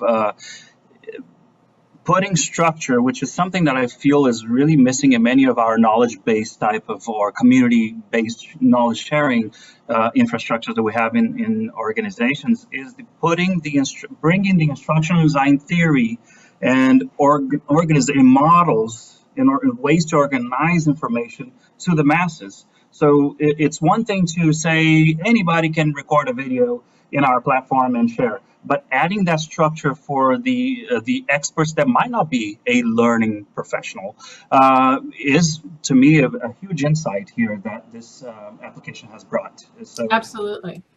It makes sure there's value to it, right? Absolutely. Thanks, Enzo. Thanks for sharing. Hey, Shireen. What did you find interesting? It's interesting that you spoke about agency because I thought the same thing. Sometimes we tend to think that our subject matter experts or our instructional designers are the only ones that can develop training, and seeing that was just amazing because now we're putting it in the hands of the employees who are also experts in their own, their own right. And I really like that. And the fact that you're putting in the impact now so that we're putting in reliability. So it tends to give like ownership, responsibility. There's so much levels that's in there that we can see an organization is going to improve. You're definitely going to see performance improvement out of the product. And what did you see in SimTrain from Dan that really struck you? Because I know you like that. Yes, I did. What struck me as well was the little game elements that I saw in there. You're taking accountability for have I done it well enough? Can I now improve on that by putting in any little, the extra things that can make it, can raise the points? And I think that would actually help with, again, performance improvement. Yeah, thanks, Shireen. Hey, Bobby Carlton. Hi. What stood out to you?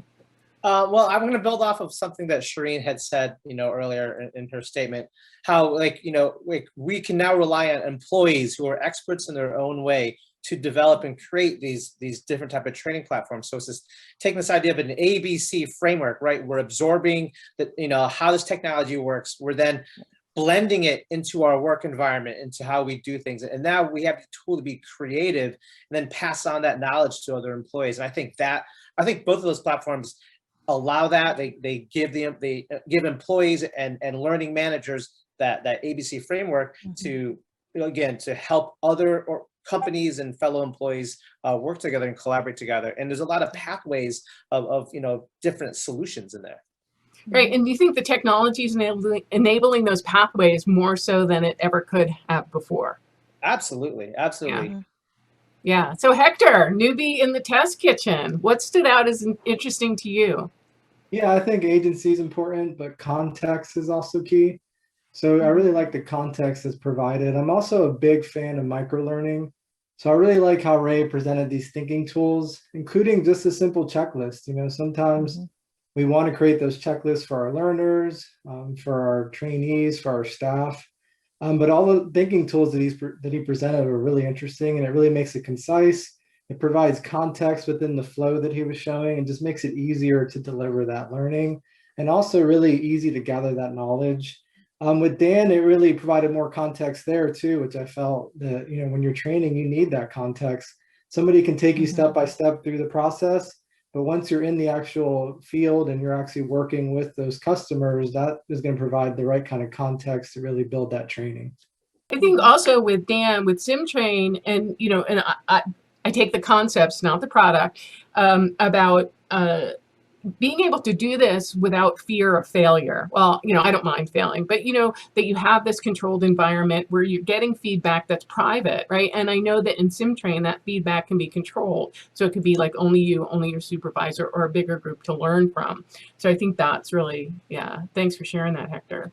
So last but not least, Paul, from a chatbot builder's perspective, right? We've got all this voice-enabled stuff. I see that Ray could probably use a little bit of chatbot work in his platform, but taking a look at what's going on with SimTrain and how that conversation's going back and forth and how they're using voice. Paul, what'd you think? Yeah, my mind went a lot of places with both of these ideas. With SimTrain, the thing that really struck out to me was the immersion. I think that's a concept that that you could take to any training, regardless of the product. It's the idea of feeling like you're really there. And you mentioned, Phylise, that you want to be safe, you want to try it where failure doesn't matter. But in that situation, the immersion coupled with that lets you really explore, lets you really play almost in a positive way, try different things. And with Ray's presentation, I really like just that the icons across the top, the look at the situation, and then I think it was analyze. I can't remember what all the words were, but that model, regardless of the technology, I think could become a habit that people using this technology over and over again would naturally start doing that with any problem. And I think that would help people work more efficiently, even without turning to the technology. They'd have that embedded just as a habit. I think that could make a big difference for a lot of people. Absolutely. And speaking of making a difference, let's hear about how you're making a difference at Mobile Coach. Over to Yeah, you. so let me pull up my screen here. So Mobile Coach, we make chatbots, and they're text-based chatbots most often. And so there's actually a lot of crossover with what you saw with SimTrain in terms of we're trying to help people think through scenarios. We're trying to help people have conversations about important topics. And what I have for you today is just a chatbot that I put together using our platform, the Mobile Coach platform. But again, it's about the principles here that you could use across any chatbot platform. I have a chatbot called Flashcard Bot. And we've done a lot with chatbots where we're trying to help people through performance support, where there's a chatbot there and ready for them when they ask a question or they need something. It's there in their pocket or on their application, and they can get that information. But one barrier that we've had is people can't just jump into our platform and build their own chatbot with their own content. So what I'm trying to do today with Flashcard Bot, and I'll let everybody use Flashcard Bot at the end of this presentation, is allow you to create your own set of content within a chatbot so that it's at your fingertips whenever you need it. So let me show you how Flashcard Bot works. So I have my phone screen here that I pulled up. This is just a basic web page that we built within our platform that lets you input new flashcards. And just as an example, we can't see it, Paul. Oh, you can't see it. Let me share the whole screen. Thank you so much, Phylise. You're welcome. How's that? You see That's the it. phone screen in the middle? Perfect. So flashcards, for just an example today, I've put in some elements from the periodic table. And so you can see side 1 is B, side 2 is boron. So this is just like 3x5 flashcards you might have used in school. It's using that metaphor as a way to remember key things you need for your job or for your education, whatever it is. And so when you want to add a new one, I'll add neon since it's not on the list yet. I hit this submit button, and then of course it says the page isn't working. Let me refresh here. We have gremlins in the kitchen today. I tell you, this is great. Well, anyway, let me go back to the text. So what it would do is it would just update and you would see neon down there. But let me go back to the text side of it. So it might not have taken my neon, but that's fine. There's still the other elements in there. So this is the actual chat scenario. So this is the chat bot on my SMS. So let me go ahead and say menu here, and I'll pull up, show you what Flashcard Bot can do. So I'll say menu, and it'll respond with all the different things it can do. So once I've set up my flashcards, so the idea is you can put whatever you want in the flashcards, and then you have several different things that Flashcard Bot can do with those flashcards. So you can text random, and it will just give you a random flashcard. So if you want to just like pretend like you're shuffling the deck and looking through them, that's what the random function is. And then search lets you put in any text from side 1 or side 2 of any card, and it will return the other side of the card. I'll come back to search in a minute. And then let's try quiz. So quiz pulls a random card, but then asks you to identify what's on the other side of the card. So side 2 is nitrogen. One of my other chefs, anybody, what's your guess? What's on the other? What is the symbol for nitrogen? Does anyone know? Is it just N? I'm pretty sure it's just N. Let's double check our work here. So I'll just send N. And it says, that's right, N is nitrogen, great work. So you can text quiz again to keep going through, like it'll just pick out at random. But let's go back to the menu. So the other options you have are nudge, set up a periodic nudge on flashcards to keep you sharp. So that just asks you how often do you want a nudge and at what time of day. So you can set up daily or weekly or 3 times a week, and then you give it a time of day, and then at that interval, at that time of day, it will just send you a random flashcard, just, you know, a little nudge so that you remember it and you see that repetition so it actually sticks with you. And then new is where it brings you back to that menu I was showing you originally to put in new flashcards. And there's also at the bottom of that page a way to delete flashcards. probably just didn't work because, well, actually, I'm going to say new real quick and try to pull up that page again. It probably just didn't work because I had it open for so long, but let's see if it'll, yeah, so down here, if you want to delete a card, you can actually put in just the side one of any card, hit submit, it'll delete it off the list. So yeah, just going back and forth between that page and the chat bot, and it lets you set what you want to learn. And that's kind of one of the big hurdles with chatbots that we're trying to get over with this particular chatbot. But there's one other way to use Flashcard Bot that I want to show you, and that's with on Microsoft Teams. So I showed you on SMS, but it can also be integrated with Microsoft Teams. But I'm using this one a little differently. So I wouldn't use the quiz with this, but the search really matters with this particular use case. So just for me and my work, I often need our privacy policy link and our terms and conditions link. I need to put those in a lot of different places as we're creating chatbots. And it's a hassle for me to constantly go look those up. So I actually am using Flashcard Bot as a way to bring that up for me automatically. I just text search and I say terms and conditions and it gives me that link. So this could be a way that Flashcard Bot could be kind of a job aid where you could put in links to different job aids on PDF and you could go pull those up whenever you need them. So anyway, that's Flashcard Bot. And if anyone wants to try it, I have a QR code if you want to try it on Teams, or you can text Flashcard to this phone number and get started. So anyone in the audience or any other chefs, feel free to text that in or scan that code, and I'll leave that up for a minute. But that's Flashcard Bot. That's a chat bot trying to help you performance support with whatever content you might need. I love this, Paul. And like, where's the data going? What if I get something right? What if I get something wrong? What's happening?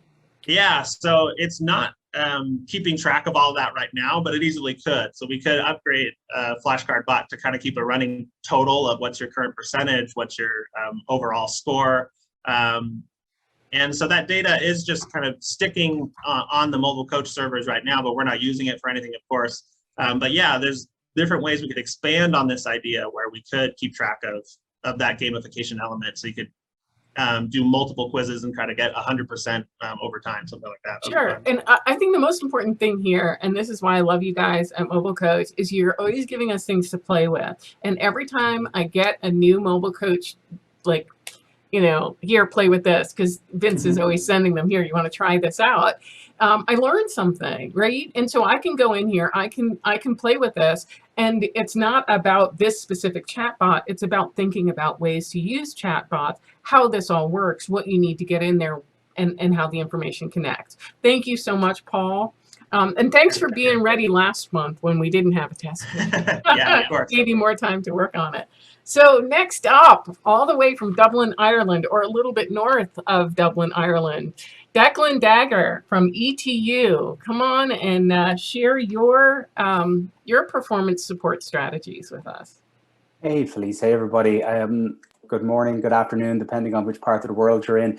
I wanted to give you a little taste today and a flavor of some of the latest in scalable soft skill simulation technology with a little test drive through a diversity, equity, and inclusion simulation, which can be instantly deployed to thousands of learners around the globe.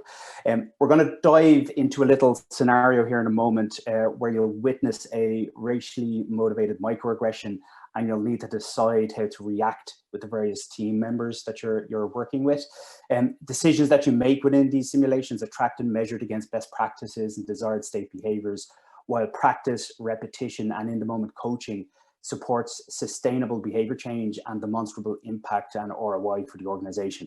So these particular simulations that we do at ETU are used by global organizations across professional services, financial services, ICT, pharma, healthcare, and energy, right across the hire to retire spectrum. So really onboarding, leadership, compliance, sales, etc.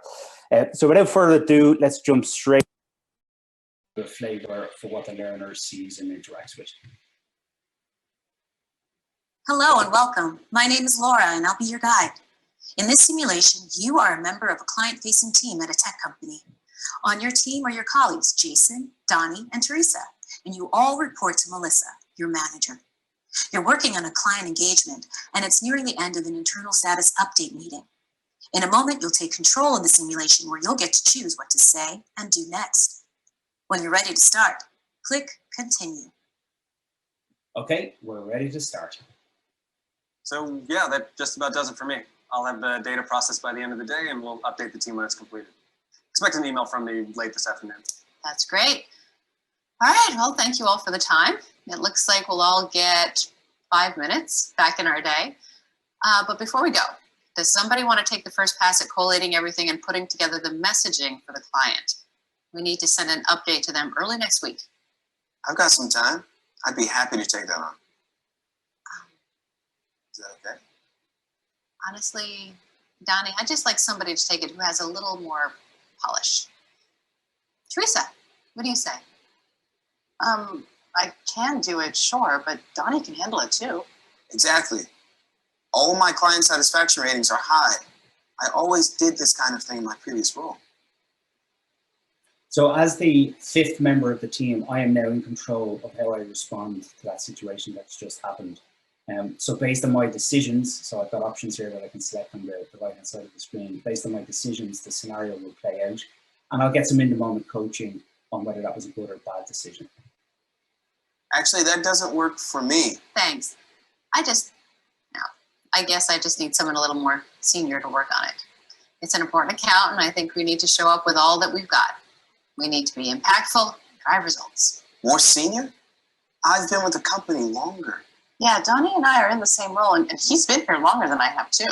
I need you, all of you, to trust me on the staffing of my team. We used to take tasks off of Calvin like this, and then he quit the team. Jason, that's enough. I think we're done here. This was the incorrect choice. You've supported Melissa's position while disempowering Donnie.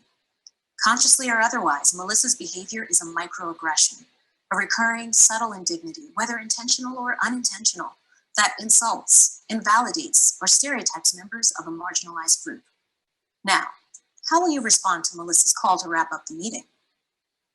So we continue within the driving seat in the simulation. We're constantly driving actions on what to say or do. The characters are responding, and we've got to try and navigate to a positive outcome within the simulation. What is actually going on in the background here is we're obviously tracking, measuring, and then remediating the skills and behaviors that are being demonstrated by the learners as they engage within the simulation. And what's really interesting from our perspective is that we're able to do then micro and macro level analytics across learner decisions. So for example, on the left-hand side here, we see the actual model that powers this particular branching simulation. And on the right-hand side, we can see the statistical flow of where our cohort of users have actually made decisions within the sim. So very quickly, we're able to filter that data and start to identify where are folks struggling. So we can see here that 44% of people are actually making a suboptimal decision right at the beginning of the simulation in terms of how they're calling out the observed microaggression. Similarly, when we dig down into decision level 16, we can see that 90% of people are making the suboptimal decision in that particular situation. So really, really powerful analytics available from a learner, from a team, from a division, or from the organization as a whole. The other part of the puzzle that ETU really helps to solve is the authoring of complex branching simulations. So this is the back end of the platform, which is the rapid collaborative authoring tool. So this is where instructional designers, subject expert, content developers come together to build the branching scenario within the model. And again, it's all the latest in drag and drop technologies. It's super easy to add in. Instead of just 3 decisions, we can actually insert a 4th decision, a 5th decision. There's no limits in terms of the technology, although there is design best practice in terms of how many decision levels you should have within a micro simulation.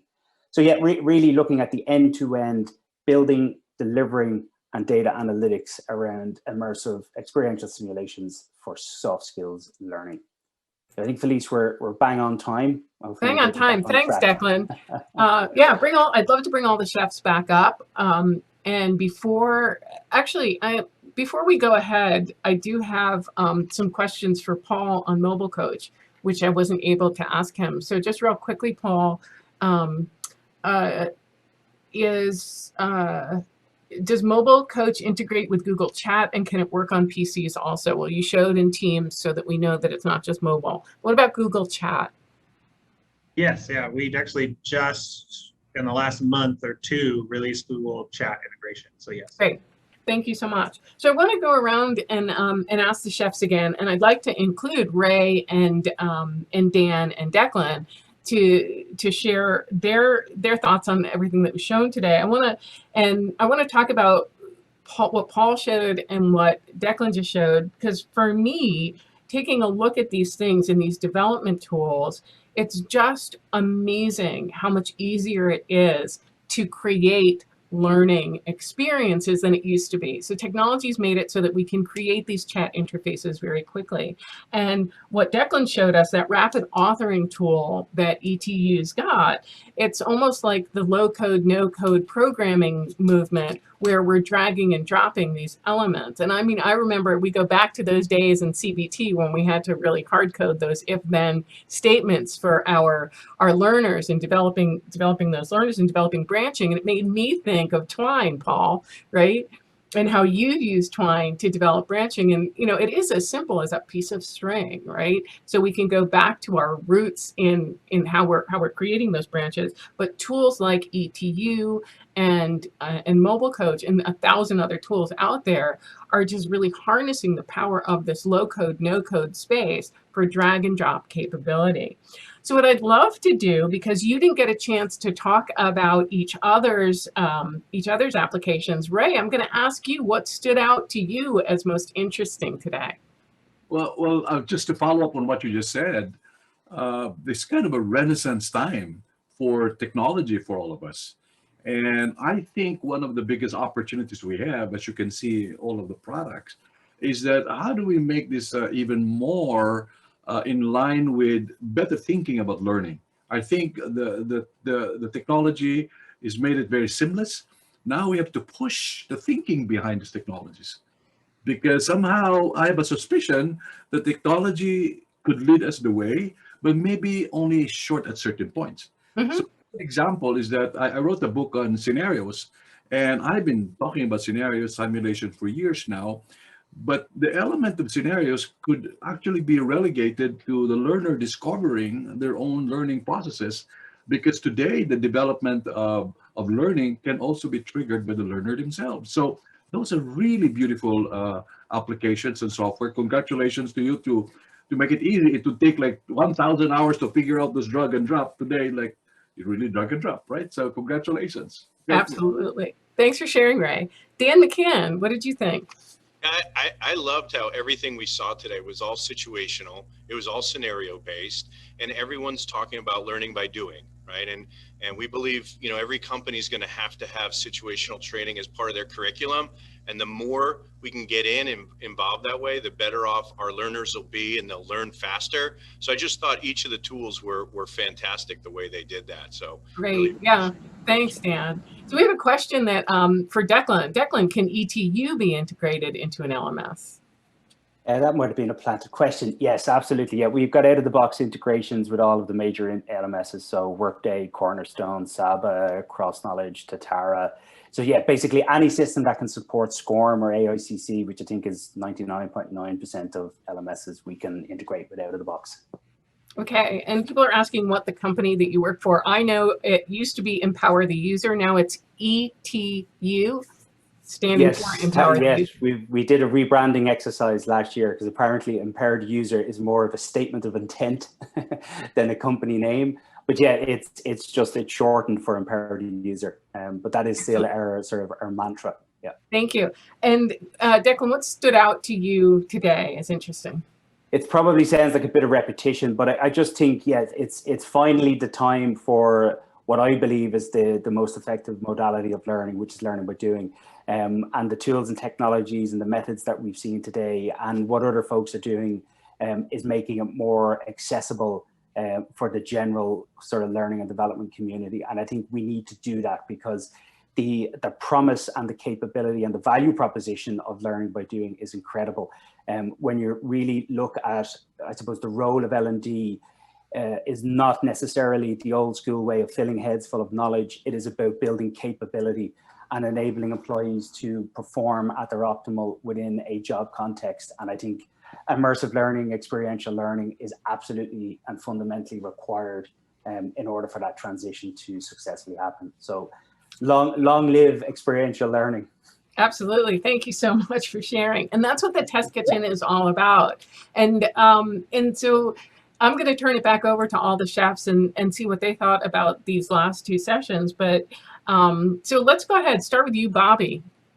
Sure. I only have a couple of minutes, so I will just say this really quickly.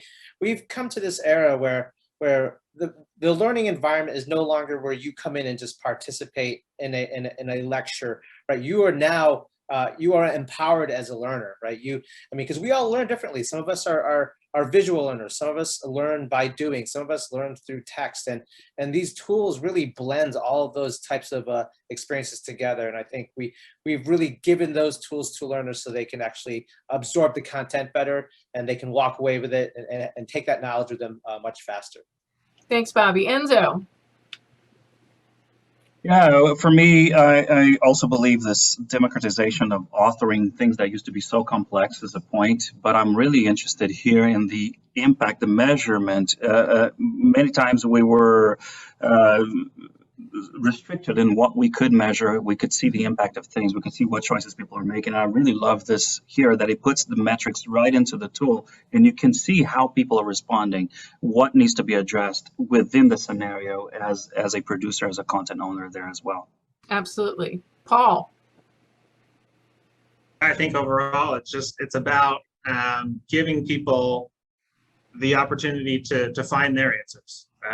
And so you want to be there when they need you and with what they need, but not more. You want them to be able to do and make their own decisions, but then be there when they need you. And I think all of these tools are great at that. Absolutely. Shireen. So again, not to sound like a broken record, but the empowerment is definitely the theme for today. From the nudge feature in the flashcard bot, I just absolutely love that, Paul. Just being able to, give yourself that little reinforcement, and also in the ETU, the diversity, where you actually can see behavior change, and that is part of learning. Once you can actually see that behavior change in our learners, I mean, it's empowerment all the way. Absolutely. And Hector. Yeah, I kind of really see a really good emotional connection. You think about all the consumer technology that's out there, you have the strong emotional connection with it, everything from our devices to social media. I think, the quizzing tool, the Flashbot being kind of fun, it builds that emotional connection. And I feel like the immersion of ETU really shows kind of that emotional connection with the topics, which I think is an important part of learning that gets lost sometimes. So both of these tools really show that. But just the technology in general, just like in the kitchen, you need to connect with those dishes. You need to have emotion behind them. They can remind you of a childhood memory, for example. All those things work with technology too, in my opinion. Oh, thank you so much, Hector. See, there's a reason why we had you in the test kitchen. Welcome aboard. Thank I want you. to thank each and every one of you. I want to thank our guest chefs. I want to thank Brella, our production partner, who helped us produce this wonderful event. And I want to remind everyone that the Test Kitchen is alive. It's always ongoing. We are going to be at TechLearn in October. We've also got another one of these events in September. And we invite you to, share your stories. We go really fast in the Test Kitchen during TechLearn. We're going to be showing a lot of things, but always remember, it's not about the tool. It's about what we're doing with those tools. I love what Hector said about emotion. I love what Shireen said about that agency and ownership. What Enzo said about, impact and analysis. I always love everything Bobby says, so there you go. And Paul, thank you for sharing. Ray, thanks for sharing. Declan, thanks for sharing. And Dan McCann, thanks for sharing. It's been great having you all here with us today. So hats off from the Technology Test Kitchen. We will see you online. Thanks for having us. Bye-bye. Thanks.